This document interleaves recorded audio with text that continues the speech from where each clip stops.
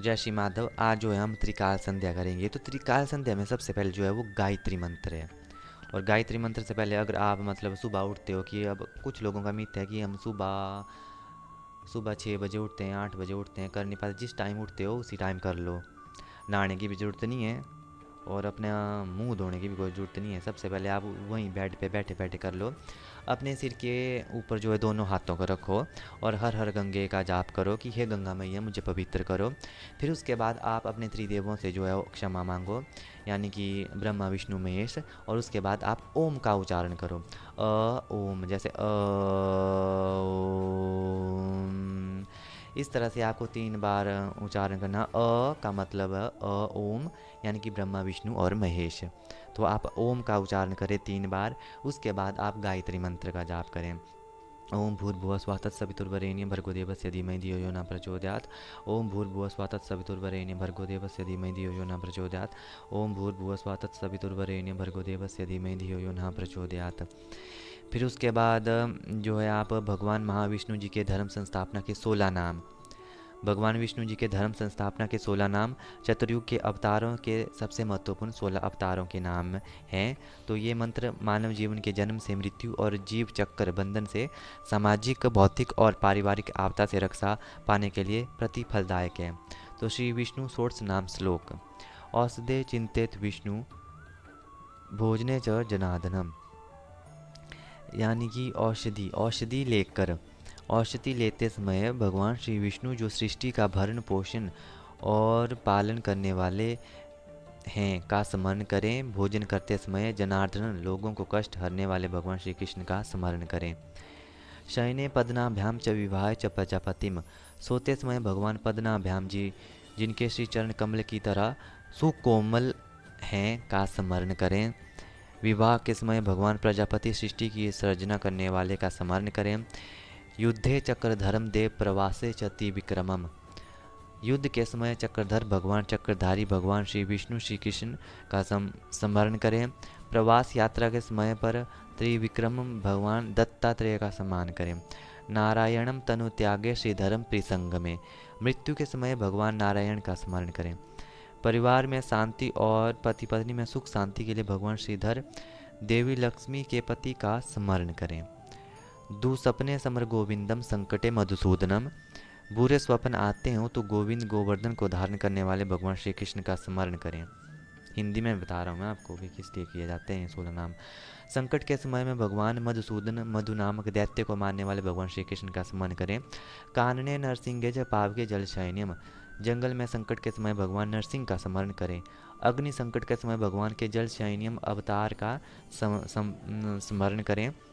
जल मध्य वारज गमने वामनम चेब, पानी में डूबने का भय हो तो भगवान वाहरा का स्मरण करें। मार्ग में गमन करते समय भगवान का वामन का स्मरण करें।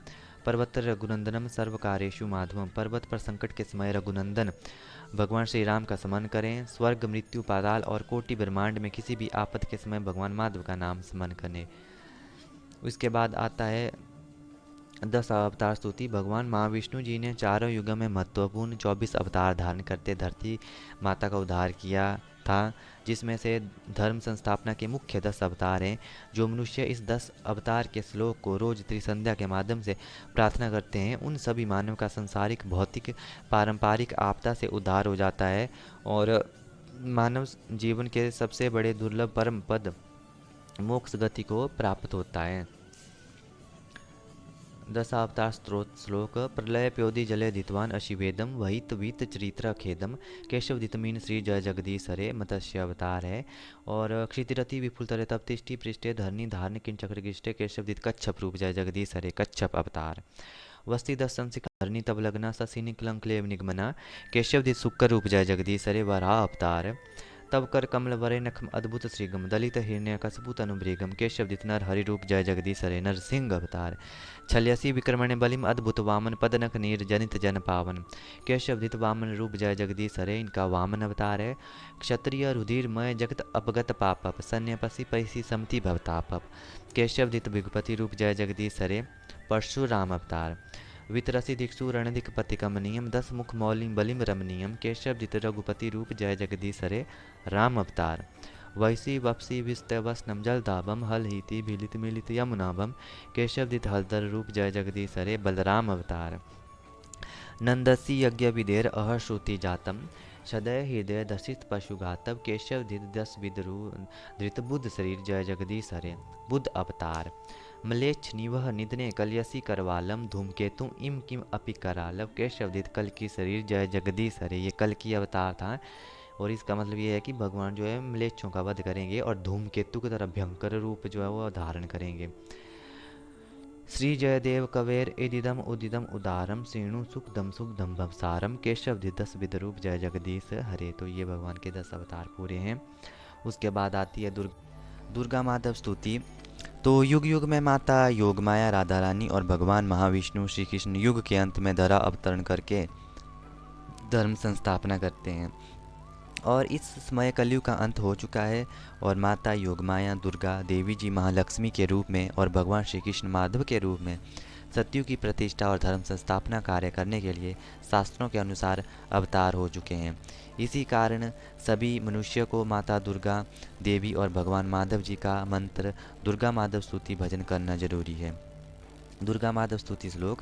जय हे दुर्गा माधव कृपामयी दुर्गान कुसे भी मादम होले मोम धियम साई भव रूपे जय दुर्गे व्यापी अचु सर्व ढावे रमा उमा बाणी राधा तो चढ़िया अन्य के नाही मदन मोहन रूपे व्यापी अचु सर्व ढावे मोहन चित मोहल्यू सी सर्व मंगला तू ही धर्म संस्थापने जन्म यदि हवंती नारायण दुर्गान कुछाड़ी माधव खेली बार शक्ति गायम माधव नकु खेल पाई देह धरो महामाई माधव नकु पति पुत्र रूप खाले च्युतु ही माधव नकु दुर्गा कोले जेहू देखी बेनी डोले ताहार भाग्यर कथा ब्रह्मा शिवे न जगोवी जय दुर्गति नाशिनी अभिरामन जननी सुभागमन क्रंतु माधव नकु कोले नहीं।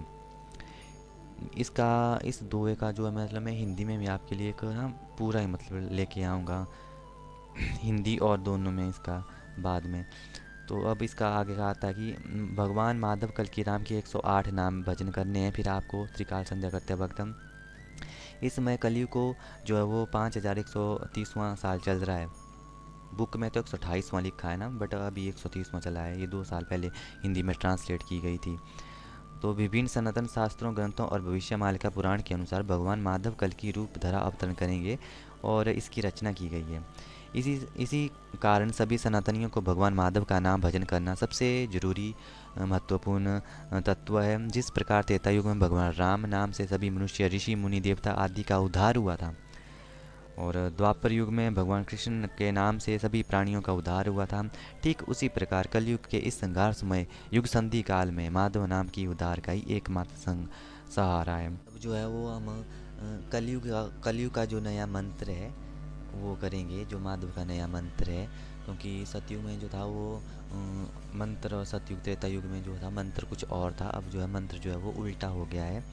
राम हरे कृष्ण हरे राम हरे कृष्ण हरे राम हरे कृष्ण हरे अनंत माधव हरे राम हरे कृष्ण हरे राम हरे कृष्ण हरे राम हरे कृष्ण हरे अनंत माधव हरे राम हरे कृष्ण हरे राम हरे कृष्ण हरे राम हरे कृष्ण हरे अनंत माधव हरे राम हरे कृष्ण हरे राम हरे कृष्ण हरे राम हरे कृष्ण हरे अनंत माधव हरे राम हरे कृष्ण हरे राम हरे कृष्ण हरे राम हरे कृष्ण हरे अनंत माधव हरे राम हरे कृष्ण हरे राम हरे कृष्ण हरे राम हरे कृष्ण हरे अनंत माधव हरे राम हरे कृष्ण हरे राम हरे कृष्ण हरे राम हरे कृष्ण हरे अनंत माधव हरे माधव माधव माधव श्री सत्य अनंत माधव श्री सत्य अनंत माधव श्री सत्य अनंत माधव माधव माधव माधव ओम सत्य अनंत माधव ओम सत्य अनंत माधव ओम सत्य अनंत माधव माधव माधव माधव श्री सत्य अनंत माधव श्री सत्य अनंत माधव श्री सत्य अनंत माधव माधव माधव माधव श्री सत्य अनंत माधव। त्वमेव माता च पिता त्वमेव त्वमेव विद्या द्रविणं त्वमेव त्वमेव सर्वं मम देवदेव ओम नमो ब्रह्मणाय देवगो ब्राह्मणाय हिताय च जगत हिताय कृष्णाय गोविंदाय नमो नमः। ओम अनंत कोटि विश्व ब्रह्मांड नाथ परब्रह्म नारायण महाविष्णु भगवान कल की राम श्री श्री सत्य अनंत माधव महाप्रभु जी की जय, महालक्ष्मी जी की जय, महावैष्णो देवी जी की जय, सर्व देवी देवताओं की जय, सत्य सनातन धर्म की जय, सुधर्मा महासंघ की जय, परशुराम जी की जय, गौ माता जी की जय। तो ये आपकी संपूर्ण त्रिकाल संध्या है। कुछ लोग बोलते हैं हम राधा का नाम जपते हैं, हम जो है राम का नाम जपते हैं, कृष्ण का नाम जपते हैं। आप जपिए बट टाइम के हिसाब से जो नाम आता है, जो जिस भगवान का अवतार होता है उसी भगवान का नाम जप करना पड़ता है। त्रेता में राम आए थे तो राम ही जपना पड़ा था, द्वापर में कृष्ण आए थे तो कृष्ण ही जपना पड़े था और अभी कलयुग में माधव आए हैं तो माधव ही जपना पड़ेगा आपको।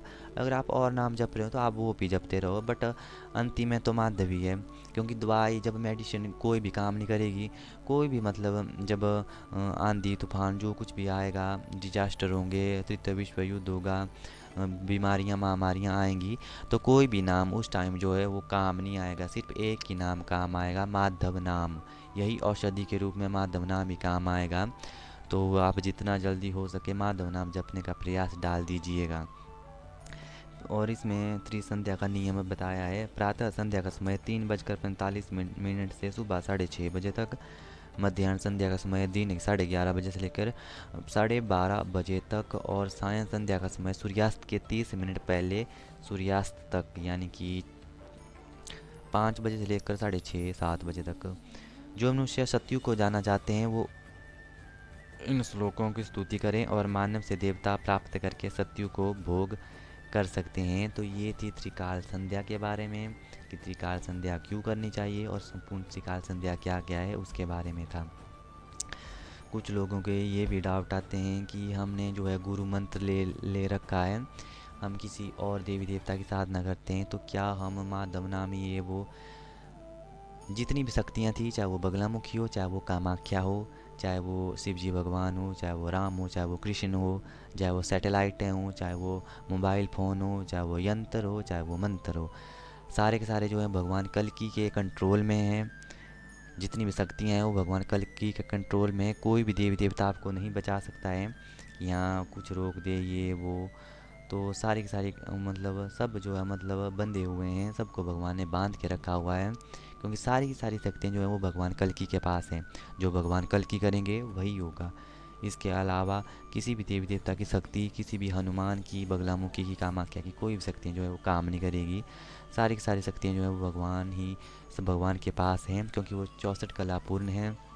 रही बात आपका पूजा पाठ जो भी आप नाम जपते हैं, तो मैं भी बगलामुखी की चालीसा करता हूँ, माँ दुर्गा की चालीसा करता हूँ, सरस्वती की चालीसा करता हूँ, हनुमान चालीसा करता हूँ। उनका पूजा पाठ जो कुछ भी है, कामाख्या की पूजा जो कुछ भी है, तो मैं भी तो करता हूँ। बट साथ में मैं राधा नाम भी जपता हूँ और साथ में माधव नाम भी जपता हूँ। क्योंकि ये मैंने पहले से ही मैंने जपना स्टार्ट किया था। अब ये छूट भी नहीं रहे हैं मुझसे, बट फिर भी मेरा ज़्यादा ध्यान जो है अब माधव की तरफ ही हो रहा है। क्योंकि माँ का मतलब है राधा और धव का मतलब है कृष्ण, तो राधा कृष्ण तो उसी में आ गए ना, तो आप फिर माधव जप सकते हो आसानी से, ऐसी कोई बात नहीं है। और किसी भी चीज़ पे जो है वो डाउट मत लाइए आप कि हाँ हम सुबह उठ कर ये कर नहीं सकते, हम नहाते नहीं, ये नहीं है वो। आप सिर्फ त्रिकाल संध्या करना स्टार्ट तो करिए।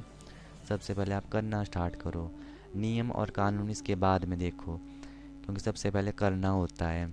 ठीक है, क्योंकि कोई भी आपको ये नहीं देख रहा कि हाँ आप नहाए हैं या धोए हैं, आपका मन पवित्र होना चाहिए। ठीक है, आप जो है त्रिकाल संध्या करने जब आप सुबह ही उठते हो, मैं भी सुबह उठते ही कर लेता हूँ। जब मैं बेड पे बैठे बैठे सुबह उठते ही, मैं भी कहाँ नहाता धोता हूँ, सबसे पहले मैं सुबह उठते ही बेड पे कर लेता हूँ।